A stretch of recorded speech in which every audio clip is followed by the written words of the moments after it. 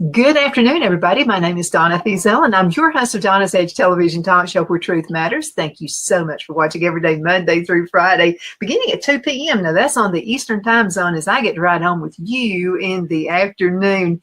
The show is fun. I mean, just so many things that we can say. Continue sending emails, by the way. You make my day. We've had some guests who have, and some folks who watch the show who say, oh, I don't want to bother you, but I'm sending you an email. I got a suggestion. I got a recipe for you. I got whatever. You're not bothering me at all. I'm going to tell you what, hearing from you makes my day. So you can continue sending emails to Donna at donnasedge.com. We are syndicated. You can find us on Abundant Television, which is found on Roku, Apple TV, and Amazon Fire. And don't forget the podcast on the podcasters.com. It's the newscaster studio. But again, thank you so much for watching us. You know, we are new now to radio. And it's kind of different, Chad, because, you know, with television, you have the widget that you can show folks. Mm-hmm. But now I have to use my imagination more, but I'm still having a blast because I have wonderful guests. We're going to talk with Chad in just a few minutes. But we are on a radio station located right here in Abbeville. They're big and they're small at the same time, if that makes any sense. So they're homegrown Saturdays at 9 a.m. We're with them, and they are with WZLA. It's classic country. Oh, they play the old country stuff, which I kind of dig. You know, the group Alabama, you know, Feels So Right, and all those kinds of songs. So they have that as well. But thank you guys so much. And they are located on 92.9 FM. So go ahead and check them out, okay? And I was on their morning show the other day. Were you? Yeah, we had such a good time. Yeah, those folks are really good stuff. So if you are looking for a local and you would like to advertise local, you need to check them out. They're really some nice folks. And they've been doing this morning show now for, I think he said 15 years. So that's been a long time. Absolutely. Okay, Chad Prince-Webb is with me right now. Chad and I we're just instant friends, weren't we? Yeah, we were. We met each other. We connected. That's right. We sure did. You'll connect with me anytime you call me beautiful. I'm just going to tell you. Well, you are. And he's handsome, so, you know, but anyway. So you're like my son. Yeah. You know, you're my little boy. That's right. Yeah. So actually, he knows more than I do. So that's why he's on the show today. So let's talk about your business. I'm so impressed with everything you do. Yeah. Well, you know, I was born and raised in Southern Illinois, believe it or not. Yes, I'm a Yankee, but I've lived in the South. Well, you know, they always say you live north of the Mason-Dixon line, then you're a Yankee. And yes, I have to admit I'm a Yankee, but I've lived in the South longer than I have the North. Well, then you're one of us. That's right. That's right. I was born and raised in Southern Illinois, and that's, you know, the very bottom of then you're from the South. I mean, let me just tell you, my town, 1,900 people, were nothing but country folk, farm living. Oh, so we were. I mean, it was the country, you know. But anyway, it was a 1,900 people, little city, little town. And, you know, I was just born and raised there and went to my K through 12 was in one school, believe it or not. I had 40 people in my graduating class. Sounds like the school I went to. It's just insane when you think about it, how many that is, because compared to other schools you see thousands or 300, you know.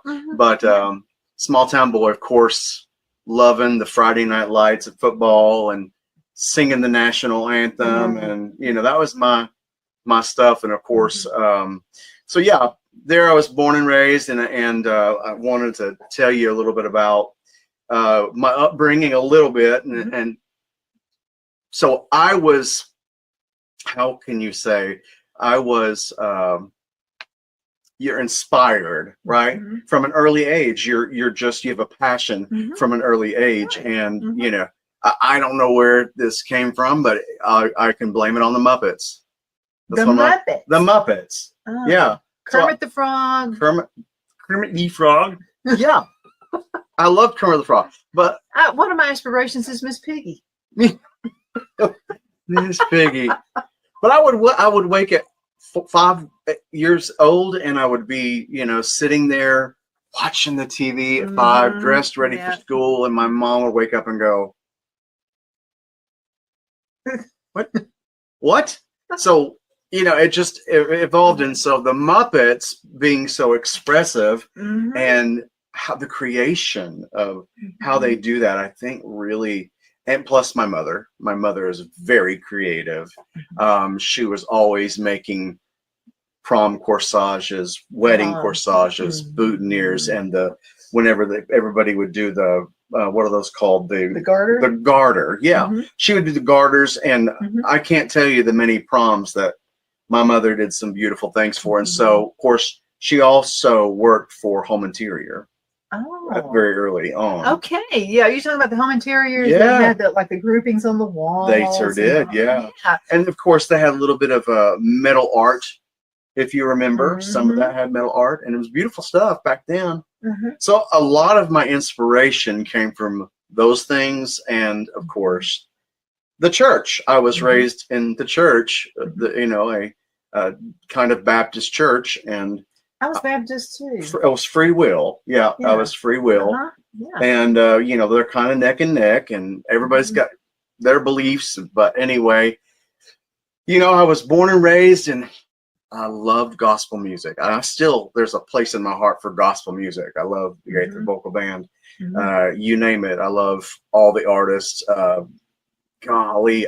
So my heart pounded for telling the story, the whole telling the story, and then being raised up in that. I think my family really wanted me, my sisters and me, to become very independent and be workers. And so I don't know how it came about, but I got, and as an entrepreneur, I started as a paper boy. I delivered. How old were you? 9 years old, pedaling in the cold. Your first business at 9 years old? My first till 17. Yeah. Then I worked for McDonald's. It's cold up there. Well, for some reason, I don't know, global warming, but listen, not a thought then, right? it was, back when my day, we had snow up to, those things. Well, my husband, he has almost the same analogy that you do. He says that when he went to school, he walked uphill both ways in the snow. He walked. No, that's wrong. I asked his parents about that. No, he rode a school bus like everybody else did. Yep. There was none of this walking uphill both ways in the snow. Oh, yeah. And I remember my bus driver very well. I searched the world over and thought I found true love. You made another, you were gone. He would sing that to us anyway. Like we get along so well already. So many similarities. I didn't know that you liked Pippi Longstocking. Oh, yeah.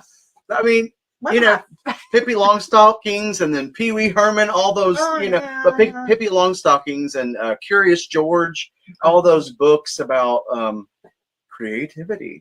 I know. It Mr. really Rogers. was. I loved Mr. Rogers. Rogers. Mr. Rogers' neighborhood. They're not a lot older than you are, but anyway. No, I remember it my well. My son grew up with that. I was the kid that. I remember it. Yeah. So creativity is my thing. Is my telling the story, and so I did the paper out for 9 to 17, and I had roughly 150 papers.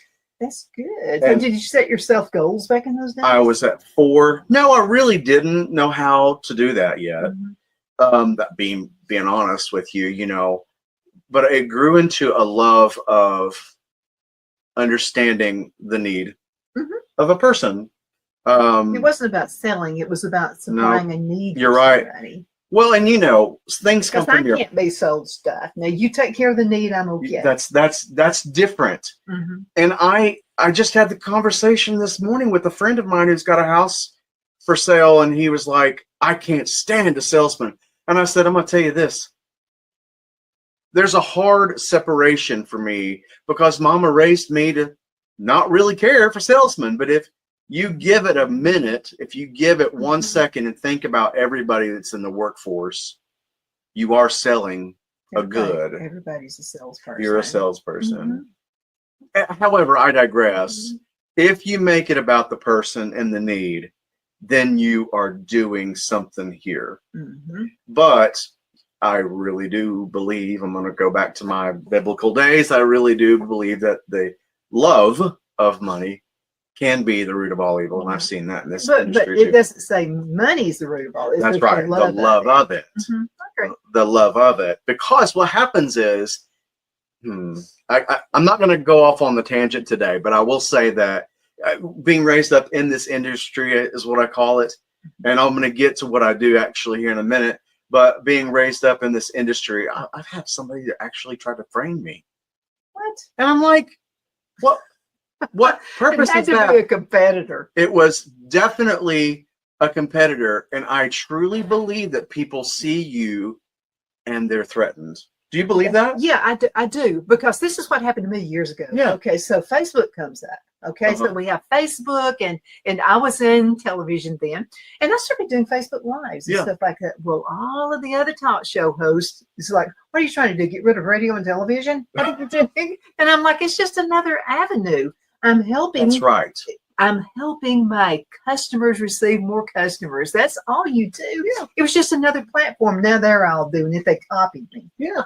We're constantly changing, right?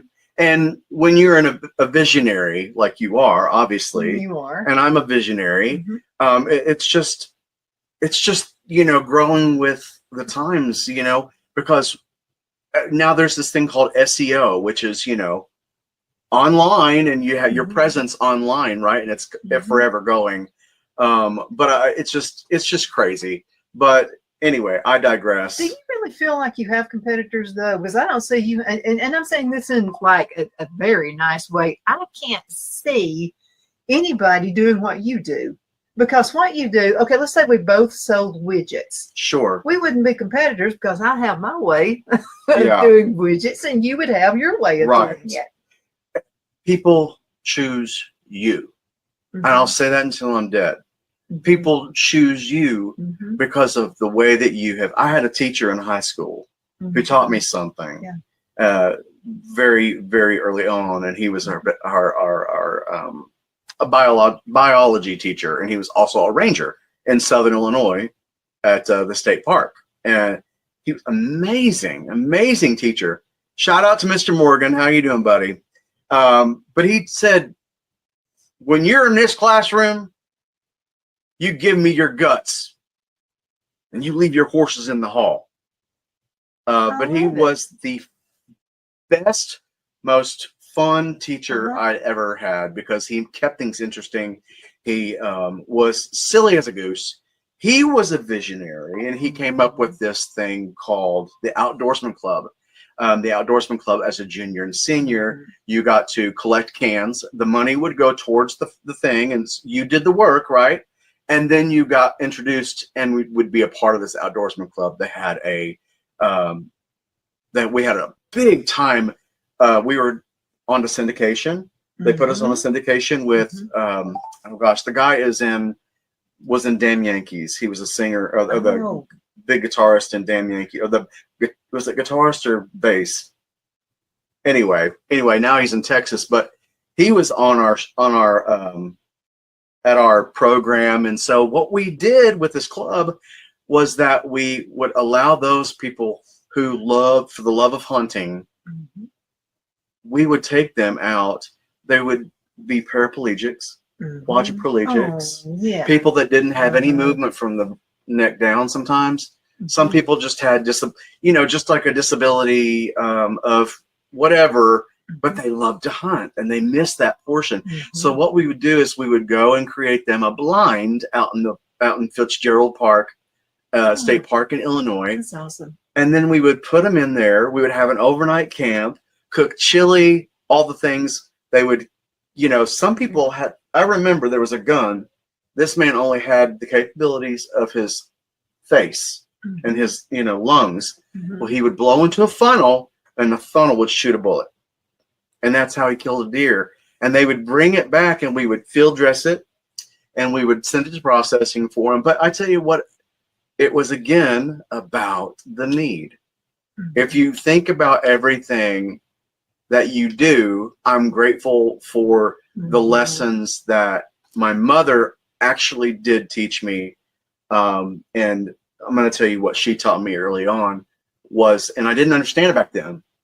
I didn't understand. Think on things that are eternal. When I got older, I said, that changes everything, the trajectory of your life. Whether you're in an argument, whether you're in a situation, it changes the trajectory because we are in the people business. And if anything you do, and this is exactly what I was raised to do, was to give 200 million%. You leave it golden. The way that you found it is that you leave it golden after you leave. Whatever it is, a human, you give it your whole guts, right? Like my teacher, you give it your all. It's just something that is innate in a person. And I'm so grateful for that upbringing, you know. In fact, disappointment too, early on, I would go and do my collection of the papers on Saturday, and I had a sweet older woman who was my friend. She had a cat that I felt stood this tall and was my favorite because she would give me a Coca-Cola. We would sit down and we'd have a conversation. When I went to her house and she had passed, and I remember running home, couldn't finish, and crying myself to sleep because it was so heartbroken. She made a connection with you. She made a connection with me, and it's all about loving. It comes back to being all about loving. Because I tell you this, at the end of the day, we all have to do something we love. We are all in the people business, and you can't take this stuff with you. So where is your rich? Where is your money bank? You know, it all starts. What keeps you up? With a heart. With a heart. Now, some people, they see that and go, "Oh, what?" And that's fine. But for me and my heart, what keeps this heart pumping is the fact that I'm helping another human. I think it set the stage for where I'm at in life now. And what I'm doing is, my mother's an artist. My grandmother was an artist. My first cousin is an artist. And so it then trickled down to me, right? So I've always been in the creation, loving to create like you, but I've always loved it. I always loved it. Whether I was telling a story through a song that I was singing. That's an artist too. That's an artist too. I grew up and I was in competition, both in the state and national field for school and my church. And I won twice with a solo and a duet. And they sent you out the year after for that next national. Was it Love Lift Us Up Where We Belong? Because I heard your song the other day. Oh my word. That was the first time I'd sang that. The first time? No, that's a secular, what they call a secular music. Yeah, we weren't supposed to listen to secular. No. But we did anyway. We did. But shh, don't tell anybody. We put that in the back. You remember when they had CDs? You put it on the back. You know. Let me ask you a thing about church. Sure. Okay, because see, my dad pastored the church we went to, and so he would say, "You start setting up front," and I'd say, "I am setting up front." But don't be too much of a smart aleck to your parents who get backhanded. But what I meant is, I would say, "Well, I'm sitting in the front." Yeah. There's the front door. I can't with you. That was the front door. So that meant to me that was setting. Yeah. He didn't buy it either. Yeah. Never mind. Well, I'll tell you, I do have fond memories of church. And my great grandmother, Thelma, she was spectacular. She made this amazing desserts. I was gonna ask. She knew how to make it. Eclair, she had this thick piece of chocolate at the top of it. Man, I miss you, Grandma. And I tell you what, I loved that at the end of her life, before she went to the nursing home, she asked me to mow her lawn. I actually kind of liked it because I got to, she did pay me a little bit, but I was also there with her. And she did this thing because my mother was notoriously late for everything. And I said I would never do that. I hate being late, by the way, but she would. Yeah, I know you were here like an hour before you needed to be. I mean, well, I'm stretching it a little bit. A little bit. But now we're talking about church and you're fibbing. But anyway, so sorry. I would walk in late because my mother got there late with us. and she'd creep up like this, and she'd come out of her pew, and she'd say, "Oh, Brother Larry, I believe my grandson's got a song to sing." And I had to come ready with tape. It didn't matter if we had already sung the 3 songs. You know how it is. You three songs, and then this preaching starts, right? It didn't matter if he was already started preaching. She was a long-time supporter, and so you know what, he did it. He let her do it. But great memories of. So were there assigned seating? No. I mean, like you didn't sit in like Sister Susie's seat, did you? No, but like my grandma Eladine, she always sat in one section. So did my great grandmother Thelma, Grandpa and Grandma, and my aunts, and I mean everybody in my family, both sides, were born and raised in the Fruitable Baptist Church. Mom and Dad were Camp Hope in Southern Illinois, Ewing, Illinois. They were sweethearts, and that's how they met. So that was a story. Yeah. And it was so cute. But anyway, so I digress. See, I could go off at a rabbit hole, but so my mother's an artist. I'm an artist. My great grandmother, my first cousin, and it started in that section, and telling a story like music and stuff. So then, as I got older, I decided to go to Nashville, Tennessee, and I went to seminary. Yes, I did. I went to seminary, but that didn't last long. So, what seminary did you go to? I went to the Free Will Baptist Bible College. That is now, I'm trying to think of the name of it. I can't remember what it's called now. But I didn't stay, but I did through some life choices, and I ended up staying in Nashville, Tennessee for 18 years. Oh, tell us about that. Yeah. Secular songs? Well, how about this? I was on stage after stage for, most of those years in local theater.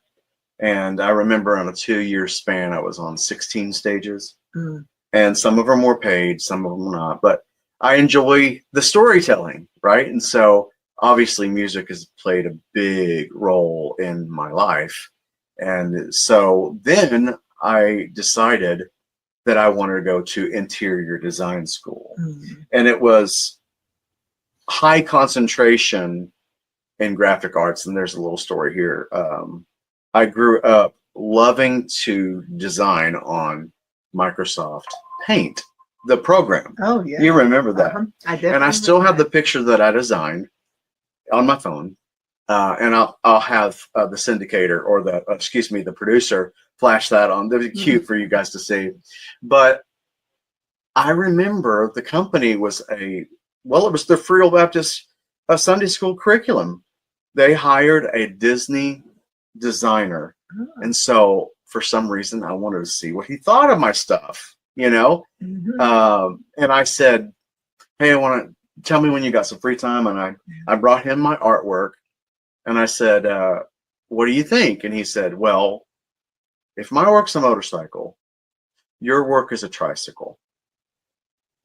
If my work is a motorcycle, yours is a tricycle. And of course, stabbed me, but what it did was that ignited opposition. It ignited my passion even higher. So I thank you for, telling me the truth. Yeah, but you know how I would have looked at that? I would have wow, he's actually putting me in the same category he's in. At least it's a cycle. Yeah. Right, at least it's a cycle. And it just so happened that, and boy, I was very vocal on how it hurt me. I laugh at myself now. I'm like, oh my gosh, life has changed, how it's brought me. But so I started learning Photoshop. And I started doing my own logos. People asked me to do their logos. And did you do this? I did my own logo, yeah. Okay, so I'm looking at, thank you for letting me have You're this. very welcome. You're very welcome. So do you do this for people? I do. And in fact, this is the logo that I came up for my design firm. And then I decided to give it a twist, putting it on the side and making it look like it's kind of spinning, but it's actually my initials, Chad, You see the C? Mm-hmm. I got to go the opposite way. Mm-hmm. And then David, Mm-hmm. and then Webb. Anyway. Of course, my name is Chad Prince-Webb, but I wanted it to have something that's all encompassed and be uniquely mine. And then somebody was like, I twisted it to become, my real estate, which I'm telling you, I was going to get to that here in a second. But somebody told me that looked like a labyrinth. And I said, well, isn't buying a home like going through a labyrinth? Oh, my goodness. I said, well, that is a process within itself. It really is. And so I thought it was a good, people are like, what is it? Well, it's my initials. Mm-hmm. Yeah. I just thought it was cool, and I'm not trying to be a narcissist. So I just had fun with it, and, it was fun. So, but yeah, so I went to interior design school with a high concentration in graphic arts, graduated, and, that was when the economy took. Mm-hmm. So I had to go into healthcare because there was just nothing in Nashville at that time. Mm-hmm. And so I, stayed in healthcare for a good 12 years. So what did you do in healthcare? Because I'm just going to tell you, your demeanor, I could come in with a broke leg. You would have me. I mean, I would be, this is cool to have a broke. I mean, I would feel like Can I be honest with you? Yeah. Can I be honest with you? Okay. I first started out at Vanderbilt Hospital in the children's department, in the gastroenterology department as an assistant.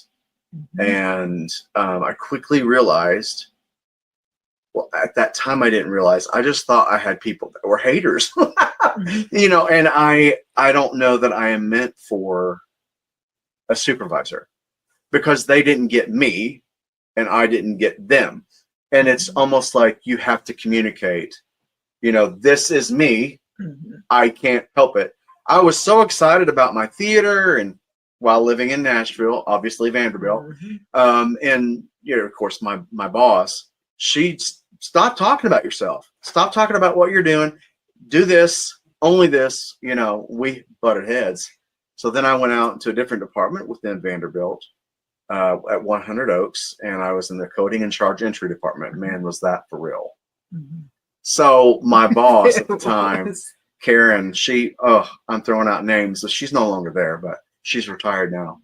She would pull me in monthly because that's how she did with her. I had 9 supervisors. She was the head though, and I had 8 of their calendars.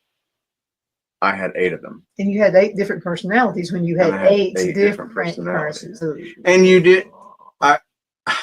I never learned my lesson on who you could trust because I was just as vocal, Yeah, but something, there are people who have their own business, and they lead the charge and they go. Then there are people who work for others. I couldn't work for other people either. I worked in the corporate world a number of years, and it was just like I was stopped so many times to go to stupid, senseless meetings. Mm-hmm. And I would say, look, I could be doing my job instead of sitting here. Yeah. There was one about saving the company money. It was GTE I used to work with. Oh, wow. Yeah. Now, I started working with them when they were Contel. Because GTE went to Bell South. No, they went to Verizon. Verizon, sorry. Mm-hmm. So I was there with them through 4 buyouts. Okay. And each time it was just, I don't know, it wasn't for me. Yeah. It was not corporate for me. So then my boss always thought I wanted his job. Yeah. So I was this person that handled the corporate and the government accounts. Mm-hmm. And to me, it wasn't a sales job. It was meeting the needs of others. That's right. That's what you do. Well, this is back when nobody had a cell phone, Chad. Right. You're young enough where you don't know. Not even the phones that were in the cars, not even? We started from ground zero. Wow. I mean, I'm telling you, this is in the 80s, okay? And only doctors and only a few of them. Yeah, they mainly had pagers though. Yeah. So then you had to sell them on the idea of a cell phone, and not really sell them on it. It was the convenience of the whole BlackBerry thing. Because you had to go find a phone, right? You had to go find a payphone somewhere or at somebody's house or whatever to be able to use those. So my boss, I mean, I was quick winning trips and all this kind of stuff. Yeah. And there was no secret to it. Right. I mean, so they sent a guy from headquarters, Nashville was their headquarters. Was it really? So a guy comes in. Wait a minute. Yes, it was. He wants to see how I do this. So what's the secret? What's the big secret? So he wanted to come one day and go with me on 3 appointments. He said, have me 3 appointments set up. And I said, okay. And the 3 appointments were not what he was expecting. No. I was at the companies. I went because what I would do, the number one reason people quit with a cell phone company is they don't understand the billing. And I'm telling you, you practically have to hire an accountant to figure it out. Well, I had it figured out. So what I would say is on the first, I would say, okay, we got you set up. Who does who pays your bills? Right. Accounts payable. Right. And they would say the person like down whatever. And I would say, I want an appointment then. Do not let them open the bill until I get there. Right. It'll freak them out. Sure. You know, so that's how I gained their confidence. It was just doing things like that, not necessarily selling. So the guy comes with me, and so he said, this is not the appointments I was talking about. And I said, there'll be appointments come out of this one. Sure enough, somebody in cubicle whatever would want a phone. Yeah. You know, so that's how I did it. That's how I set my business up. You were a visionary. God, well, my boss started giving me a hard time. Okay, I mean, of course. Horrible. So I came home just almost in tears telling him, and I don't cry much, but it was enough. You know? And so Phil said, it's simple. He thinks you want his job. He said, "Do you want his job?" And I said, "What did I say earlier? No, I don't. What did I say earlier? His job. People see you as their competition, especially when you come with a heart. And there's an art. It's just innate, right? I don't know that it can be taught, right? So I really don't know. I don't know that it can be. I didn't want his job. No. So this is what he said. He said, well, why wouldn't you want my job? And I was trying really hard not to insult him. Right. Okay. And I said, okay, I've got a teenage son. I don't want to be on the job 80 hours a week like you are. Right. I said, I've turned it into a business. It's like Donna owned this business right here, you know, right. Even though I work for a corporate. So I said, I get to go watch him play ball. Yeah. I get to do all these things with a teenage son. That's right. I get to do all these things I couldn't do if I had your job. And then he said, okay. And he's still kind of grumpy about it. And I said, and I make double the money you make. But I said, a title means nothing to me. Call me the janitor. I don't care what you call me. I'm happy being your salesperson. That's who, right. By the way, made him a lot of commissions. Okay. He got to take trips because did that calm him down? It did. Okay, good. As Phil said, just be honest with him. Just tell him. Right. This is my husband, the voice of reason. Okay. So the voice of reason taught me a lesson. Yeah. To be honest. Now, it hurt his feelings when I said I make double the money you make, and I did. I made lots of money, even with his bonuses and all that. Well, so he thought because I made that money, I wanted his job. Nothing could be further from the truth. wow. And I did tell him this. I said, and another thing, you're going to be dead if you keep going at the route you're going right now. That was good because advice. you're going to have a heart attack. That's right. I said, you are in line for a stroke or a heart attack. So now that question becomes, who would be good for that job? Because it would give everybody heart palpitations.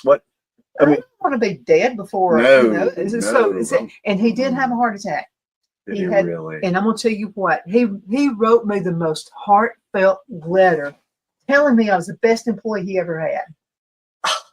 Well, he didn't have to stay over me. I mean, I just did my job. That's all I did. So can I just correlate with what so back at the coding and charge entry department. I sensed it.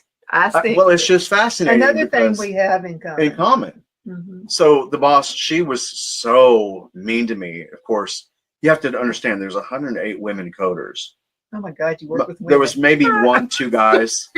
108 women coders. So their job was very serious. The main boss had $4,700 paychecks in her hand, right? Because they were coding and charge entry. That's how that got paid, right?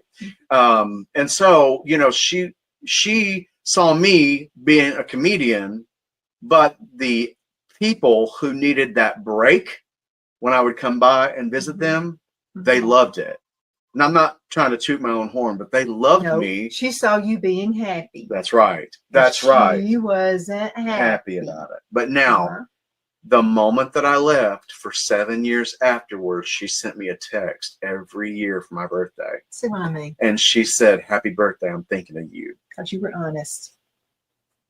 I mean, so go be you.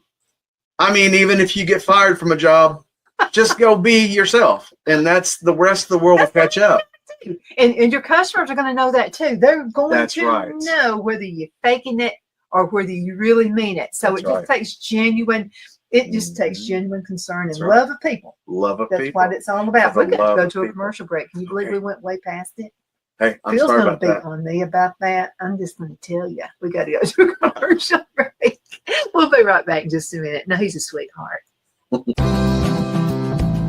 Twin City Used Car Sales has been serving drivers in the Northeast Alabama area for years with a quality selection of late model used cars, SUVs, and pickup trucks. On top of our extensive selection and competitive prices, we offer professional auto financing services for used car buyers of all credit levels. Whether you've just begun your search or you're ready to secure your next vehicle, at Twin City Used Car Sales, you will drive away with the vehicle of your dreams. The sales and finance staff at Twin City Used Car Sales looks forward to serving you, and you can apply for financing online before your visit to our used dealership in Gadsden, Alabama. Check us out on the web at twincityusedcars.com or go by our location at 901 First Avenue, Gadsden, Alabama. We sincerely look forward to serving you.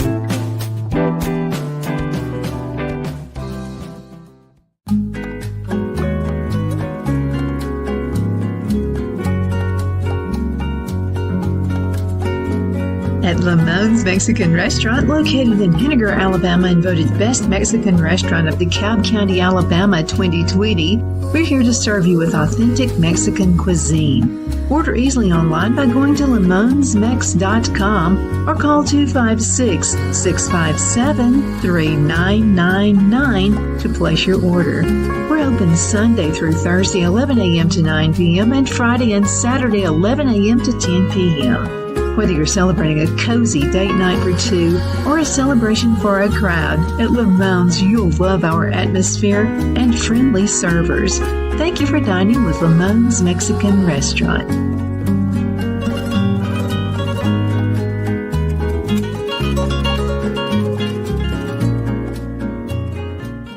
At Liberty Bank, we're all about community, whether it's to help with a charity fundraiser or help families in need. Toys at Christmas or a local football team, we're here for you. You see, we realize the importance of family. Sometimes it's to build a new home or necessary home repairs.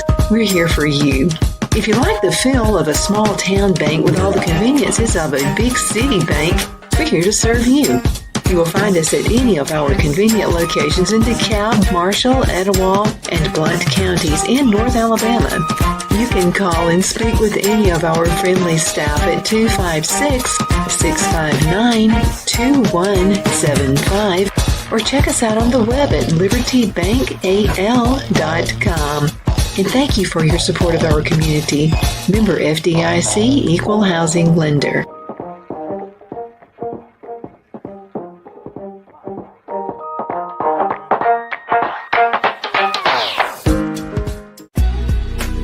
Designs offers a line of handmade memorial, wedding, and keepsake jewelry that launched back in 1970.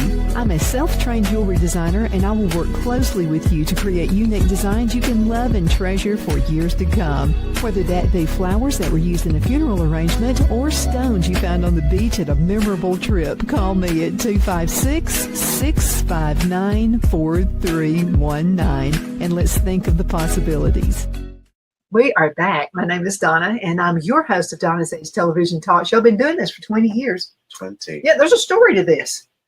Okay, in my relationship with my husband, I'm the one who forgets wedding anniversaries. Okay, he's the one who remembers it all. I'm the one who forgets. So this friend of mine, Tom Williams, said, Donna, I want you to host a noontime show. And I said, yeah, I forget my name. Are you kidding me? So anyway, he somehow talked me into it. So I did it, and I said, well, when are we going to start this? And he said, okay, since you can never seem to remember, we were friends. He said, since you can never seem to remember your wedding anniversary, let's do it April 1st. I've never forgot it. I always remember April 1st of, now I forget what year it was, but anyway, April 1st. Did you play a trick on them every year? No, I didn't have to. I just naturally played tricks. Tom, thank you so much for getting my nice start. You are absolutely awesome. So it was just one of those little fun things. But I can see that you liked everything you've ever. I've always liked everything I've ever done. People say, "Well, what was your best career choice?" Yeah. All the above. Yeah. Because one step leads you to another step, and I really was not even do. looking for the next step. It just happened. It just happened. Yeah, and somebody gave me. I was like, they were like, "What type of artist are you?" And I was like, I really don't know. So then we kind of did a little research, and this is what I'm considered. Okay, and I'm going to break it down to layman's terms. But I consider myself a multimedia expressionist and symbolism designer, painter, artist, interior designer, space planner, fixture schematics creator, graphic artist, floral designer, singer, actor, living for everything art. Everything. That's a lot. It's a lot. So, like but whenever you're handling it though. I'm trying. Yeah, I mean, so if ever I go to when I go with a client to their house and I'm designing anything for them, I will schematics means you're just going to sketch it out right in there in front of them, whatever you're envisioning, right? Mm-hmm. And so that's what that means by schematics. Or I'll place something and do a drawing for them. Just like all visual, right? Just visual, just like you saw my logo. Yeah. I designed that on CAD. Computer-aided drafting when I was in the interior design school. Yeah. Oh, it's the phone number out there. Yeah. And so after school, I did get one job, but it quickly cut because of that times, and that's times when we took a big dump. The economy did. I went to work for a food service equipment company called R&D Fixtures. I think they might be still in business, and so I got to design for downtown Kansas City, Kansas, this company called Cosentino's, very Italian. But they asked me to design an 84-foot salad bar, a pizzeria, a bread station, a gelato, a sandwich, all of it, the whole store lineup. And I did so, and I presented it with PowerPoint, taking the isometrics, which just means that you're seeing things on a just like you're seeing this room on an angle, right? This is an isometric in the back of us. So I would deliver this idea, giving the vision from taking these plain pictures, and then in Photoshop I would render each bar with the actual tile finish that went on it. And after the meeting with the suits, as they called it, they gave us $6 million more in revenue, and it just so happened that I was the newest fella on the totem pole, as they say, lowest, and so they had to let me go during those times, and I was really heartbroken. But everything leads you into a new place in life. Every lesson brings you. I really believe that. Yeah, I mean, I don't know about you, but there was a long time ago that just like the guy who told me that my work was a tricycle, just like that. Now in life, you sort of should think of it at an angle of a thank you. Thank you for teaching me. Actually, to me, he put you on the same level he was. You just didn't have the experience. Right. And I didn't have the understanding at that. He could have said you're a tractor. I would have taken offense to that. But saying you're a tricycle when he's on the bike, yeah, I mean, that's the way I look at things. Hey, I'm not mad about it, but now I look at things, and even if I, sometimes forget, I'll go, no, Chad, don't turn that around. You're still with us here in this life, and you're still doing what your passion is, to help people. There's always a need. And so after interior design school, I stayed in the healthcare system until, oh gosh, it was probably 4 years ago, because then I transferred to the Veterans Affairs, and I was a biller for them. I actually started billing, and then I went to, when I moved from Nashville to East Tennessee only for 4 years, and then I decided that Greenwood, South Carolina was my home, and I got married. I love Greenwood. It is fascinating. Of course, I'm a small town boy, And it all starts with heart, and that's what I really truly believe.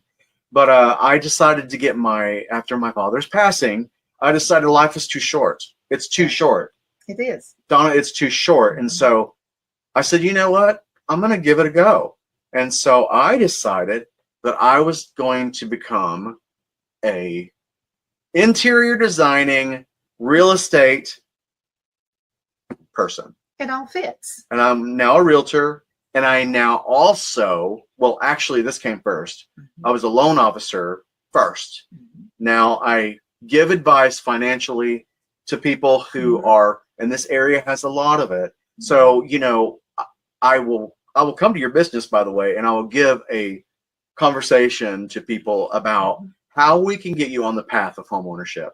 And so I also do real estate, and it's just kind of like all encompassed: artist, interior designer, real estate, loan officer. And let me tell you why I think it's such a grand idea. Because I mean, I don't have to go to somebody to stage my house if I want to sell it. I don't have to, I mean, I don't have to do that. Right. So you just handle it all. You know my taste, and you know the taste of others. So let me ask you a question. Sure. Because I'm a picture person. I've got visual. Remember, I took pictures of Brad from birth on to whatever. Yeah. I mean, it's just constantly.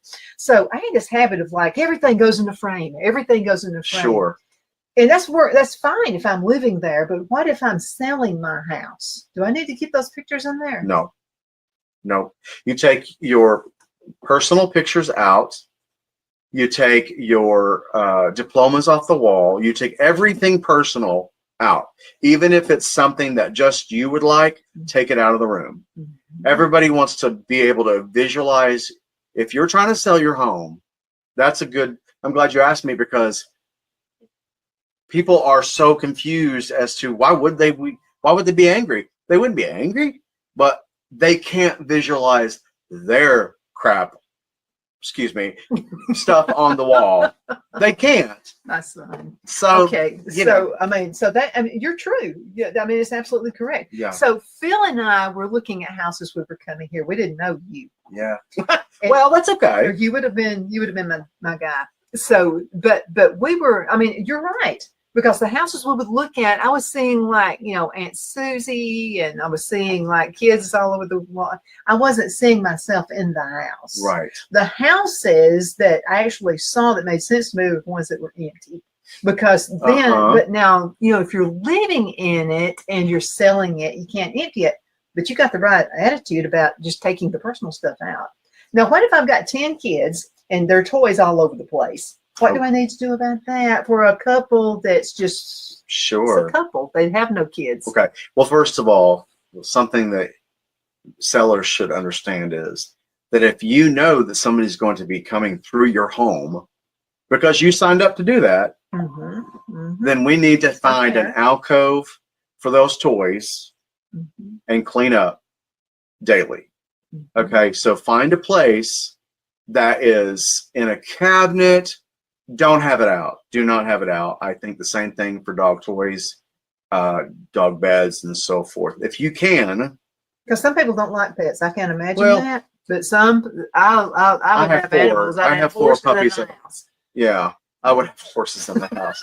Remember, leave your horses in the hall. Remember, I thought I taught you that. Yeah. Phil always says, and I say, I got to have some goats. And Phil goes, no, we're not going to have goats now. I draw the line. Do you not have any goats? I don't have goats. I had 1 goat. I had 30 chickens. You're going to have to talk with Phil about this. Are they easy to raise? Oh, they're easy. Please say yes. Easy. Okay. And they're just like a dog, honestly. But he loves our dog. They are so precious. But I had 30 chickens, 9 ducks, and a baby goat named Felicia. So every day when I left, I said, "Bye, Felicia." It was funny. Oh, you're going to love my chicken names. Oh. But I have 2 rock chickens. You know what? They're black. They're beautiful. Yes. They're just the most beautiful chickens ever. So Phil said, "You're not going to name them, are you?" So we've got 9 right now. 9 hens. Yes, you got to name them. And so I did. I said, he said, "What are you going to name them?" And I said, "Rock is in their name." And I grew up in the 70s with the rock music and all this. Yes. And I said, one is Blondie and the other one is Joan Jett. Oh, Joan Jett. So I've got Joan Jett and Blondie. She's still doing her thing, girl. Yeah. Well, so's Blondie. Yeah. Joan Jett. Have you been to Rock City, by the way? I thought you had. I knew you had after you said that.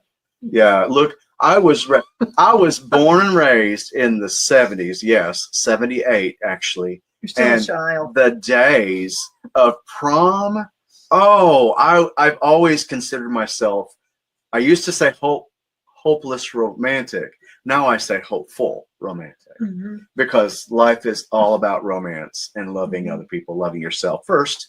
But yeah, so this business of design and doing real estate and being there for the people and what they need. And so now I got to tell you this too. So wrapping everything else around what I love to do, what makes my heart go boom, boom, boom. I had a little guy where I used to work, my last firm. He was there for the summer with his grandmother, who was an agent. And I was like, oh, I can't figure out this, video editing thing. And, it seems to be all the rage. And he was like, oh, you don't? 14 years old, mind you. And he said, oh, yeah, I do it for my baseball, my baseball team. And I was like, I was going to say, yeah. So he sat down with me 2 days and he taught me everything I know. And we all Venmo'd him like $80 for his day of work. And man, he made some money while he was here from Michigan. But now what I offer my clients is, I think it's state of the art because I offer what is considered a commercial for. Because you can actually show me because we're going to redo. Okay, we bought the Brady Bunch house. Okay, it's a tri-level and there's a story. Lovely lady. Yeah. So I love the house, but what I don't like is the carpet, and I don't like. And it was one of those situations where we sold our house. Yeah. And the farm, and we sold all that, and we had like a week or two. We had to like hurry up and move. That's always how it goes. That's the way it always goes. So we didn't get to do anything about the carpet. Yeah. We're not yet. We're going to do that. That's okay. It's a goal. We're going to do that. That's because right. I had the garden and all that stuff coming up too. Yeah. So that's my first love, the garden. You can tell by looking at the house. Yes. Well, I mean, oh gosh, we got to have you over to my house because I'm going to show you my husband's garden. I got it. Crazy. See it. Crazy. I'm telling you. You have a rose garden? We have rose gardens. I mean, rose bushes, several of them. Yeah. So. You have a black rose? No, but I would love one. I'm dying for a black rose. I want every color there is. I would love that. I would love that. Do you know how to propagate them? Yeah. Oh, okay. One of us is going to find one, and then we'll propagate off it. Hey, if you have a black rose, let us know. We'll take it off your hands. Okay, you just brought me to another question. Sure. So, okay, when you're selling your home, how important is it to keep the grass cut? Very. Like that. Okay, so I'm just going to set it, and I'm gonna put this baby to bed. Okay. What you got to think about is if you are not a nitpicky person, you have to think like a nitpicky person. You have to have everything meticulous. You have to have if you ask me, if you ain't got a plain color on the walls just to make it neutral, you may want to think about it because people want to envision their stuff on your walls. And just because you love the color red walls doesn't mean right. Because that could scare other people. That's right. Think about it when you go to paint a wall. Number one, red. Are you really trying to be angry all the time? You're self-conscious. Oh my goodness, I've got a red dress on. But Am red, I angry? No, she looks beautiful in this dress. I'm not. She did. When I got up, she drove in. She was like standing there. Hey, and I was like, oh, you're so pretty, lady in red. That's why he's my best friend. Is dancing with me. Remember that one? Oh yeah, you better believe I remember that. Yeah. Oh yeah. Yeah. So yes, keep that grass clean. Anything to do with no weeds. No. If you want to get the most out of your home, best advice is, and if it's something that's feasible to paint the wall, that's not hard. Cut your grass, okay, or clean up. Put it in a closet somewhere, or just make it.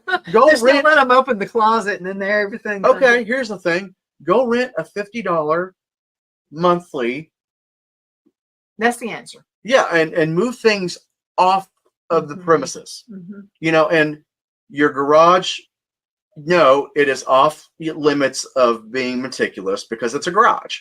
But I will say that whenever I do see a clean, neatly placed garage, I'm like, okay, sold. You know what I mean? Mm-hmm. So it's all about being meticulous at that point. Mm-hmm. And I gotta say, you know, as I get clients, I learn something about myself and about how to handle the next client, about how to handle the next client. But now I offer a video walkthrough on my YouTube channel. I will have Phil put that out there too. But this walkthrough, several walkthroughs, because I then do SEO, which is all, you know, you have to hit it. This social media, I have 13 social medias, and you have to constantly move your videos out there on your properties. Right now, I have 2 properties for sale. One in Piedmont, that is 390 Blakely Avenue in Piedmont, South Carolina. And the other one is that I just put it on this weekend, 307 Pascal Drive in Greenwood. And it's so cute. Both of them are beautiful. The one out in Piedmont is 8.32 acres, and it is an equestrian property, and it's got a 2-story home, 3-bedroom, and all 3 bedrooms have their own ensuite.